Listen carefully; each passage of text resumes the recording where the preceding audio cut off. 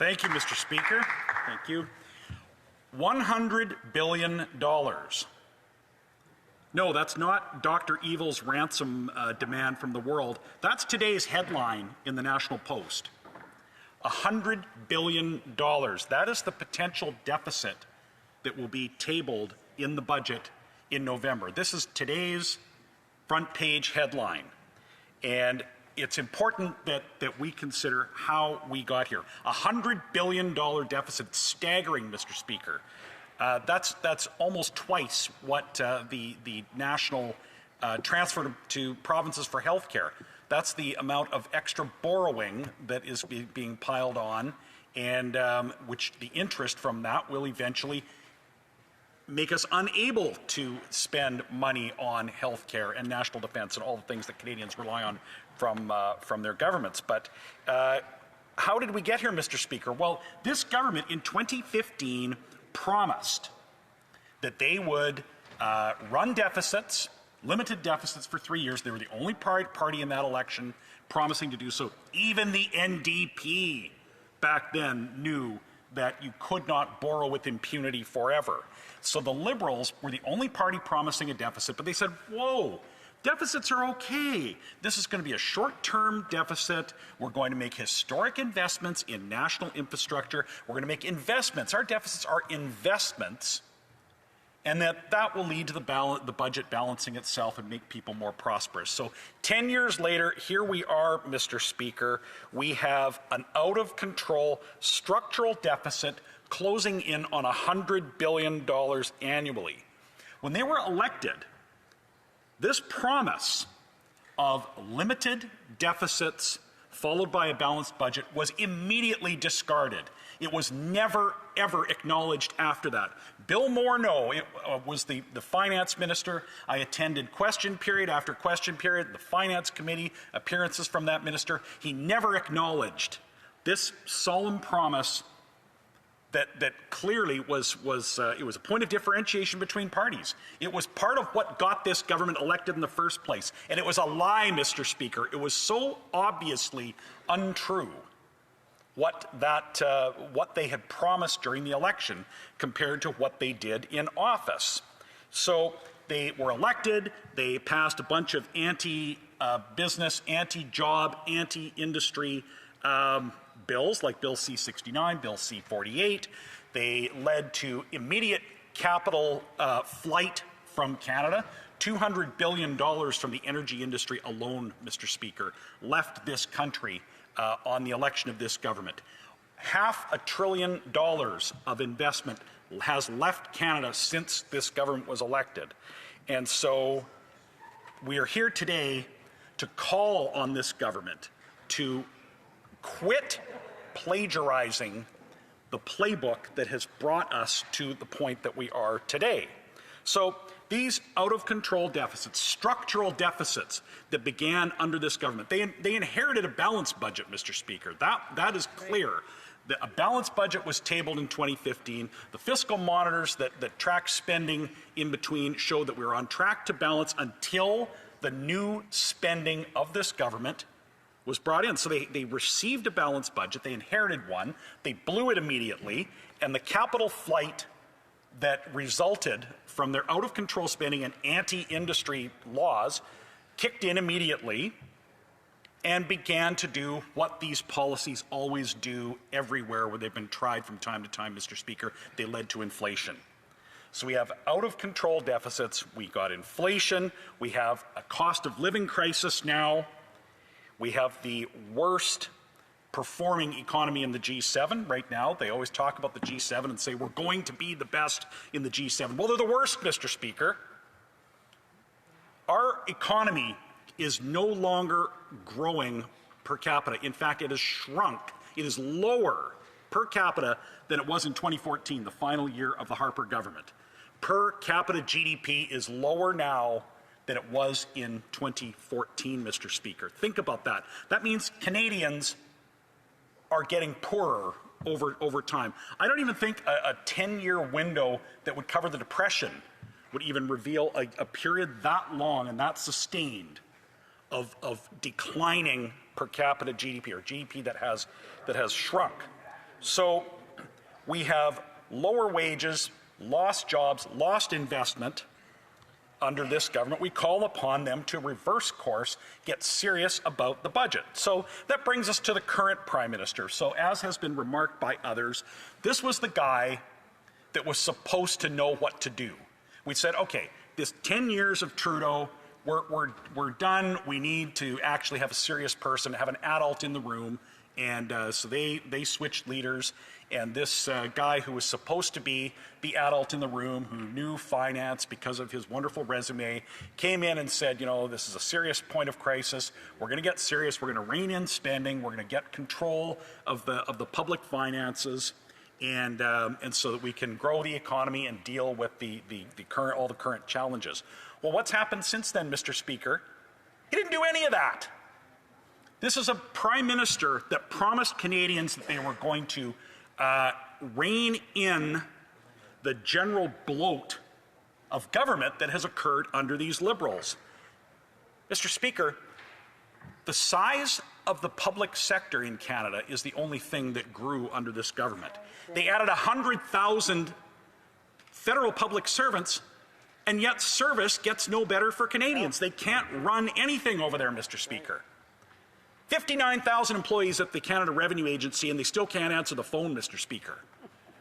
So this government that was supposed to now have somebody serious at the helm that would get control of our finances and bring the budget under control, it hasn't happened. They promised in the election to rein in and reduce the expenditures on consultants.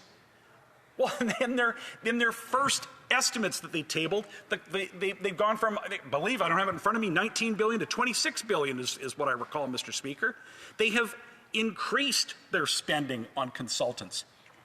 I mean, they told Canadians that they were going to rein this in, that was the whole point of the change of leadership, and that there was a change of style. They keep talking about a new government, even though it's the same front bench and it's the same policies over the last 10 years.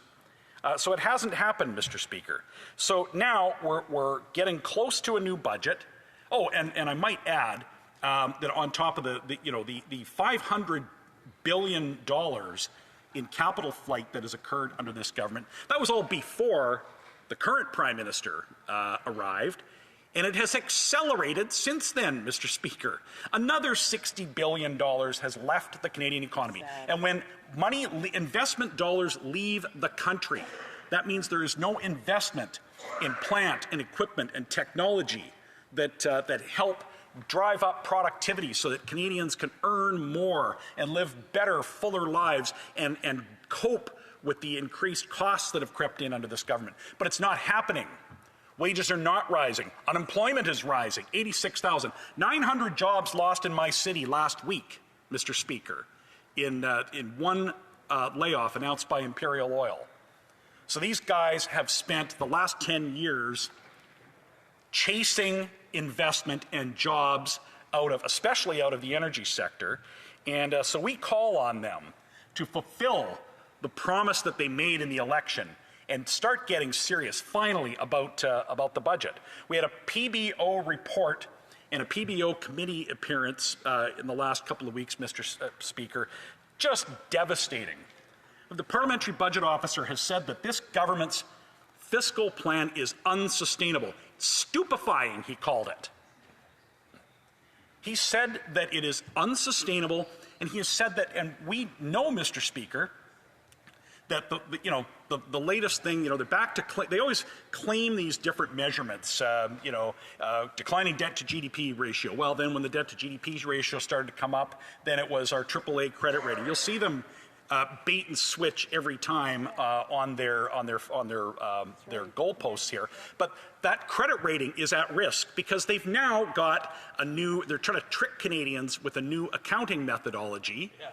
And as their deficits continue to get even worse and worse and worse. So it is time, Mr. Speaker, it is time for the House to call on the Liberal government to stop plagiarizing Justin Trudeau's failed policies and recognize that deficits drive investment and jobs down and the cost of living up. Thank you, Mr. Speaker. Comments, question and commentaire. The Honourable Chief Government Whip. Thank you very much, Mr. Speaker. So let's talk about the deficits and how Conservatives left this great surplus, as the member alluded to in his speech. Stephen Harper had 3 surpluses. The first one was a $13 billion surplus. Now, you ask yourself, how did he end up with such a large surplus? Well, that's because Paul Martin left him with that $13 billion surplus the year before.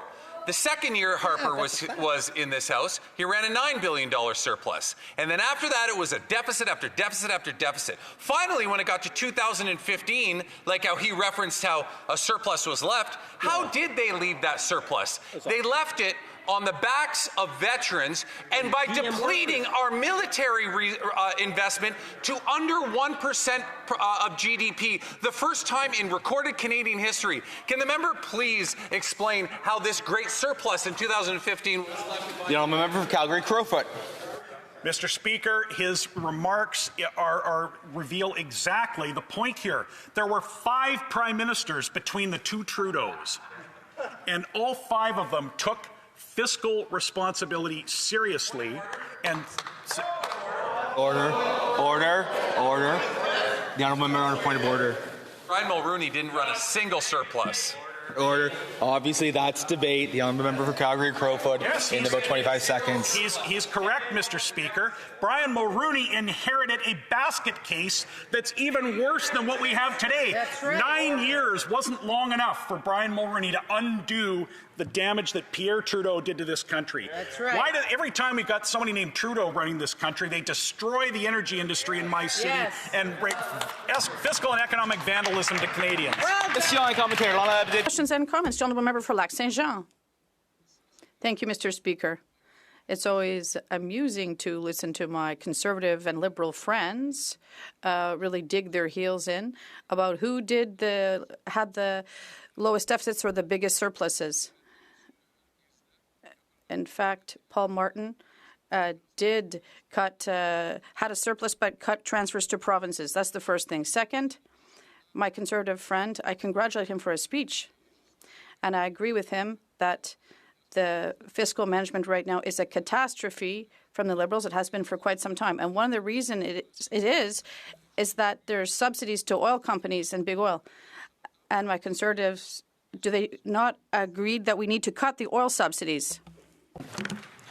You know, I'll address one specific example that occurred under this government. And, you know, you hear them from time to time patting themselves on the back over the Trans Mountain pipeline, which they congratulate themselves for nationalizing what was private infrastructure, subsidizing it to a staggering sum.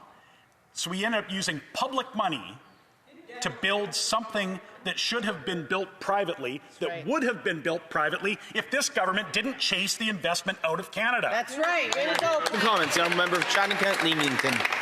Thank you, Mr. Speaker. And to my, through you, Mr. Speaker, I want to congratulate my colleague on an excellent speech, but I take no joy in it. And I take no joy in us as opposition having to bring this motion before this chamber. But my question is why?